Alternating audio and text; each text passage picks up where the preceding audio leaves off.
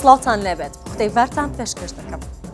وەزیری دارایی عێراق دڵنیاییدا هەفتەی ئایندە موچەی مانگی نوێی هەرێمی کوردستان دەنێرێت و مەسرور بارزانیش ڕایگەیاند لە کۆبوونەوەی لەگەڵ سوودانی بەڵێنی ناردنی موچەی ئەمساڵی پێدراوە.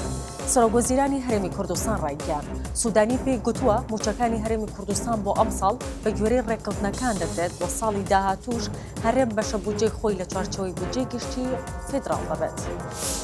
ئەندامێکی مەکتەبی سیاسی یەکێتی لەبارەی دووبارەکردنەوەی هەڵبژاردننی پەرلەمانی کوردستان وەڵامێکی توندی پارتی دەداتەوە دەڵێت لەبری دووبارەکردنەوەی هەڵبژاردن قەرزی فەرمانبەران بدەنەوە.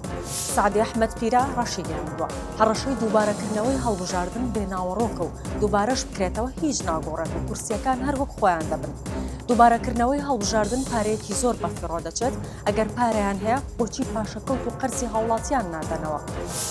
سەرۆکی ئەنجومەنی وەزیرانی هەرێمی کوردستان داوا دەکات گفتوگۆکانی تایبەت بە پێگەنانی حکوومەتی نوێ بەردەوام بێت و دەڵێت پێیان خۆشە گفتوگۆکان بۆ پێگەنانی حکوومەتی نوێی هەرێمی کوردستان بەردەوام بن.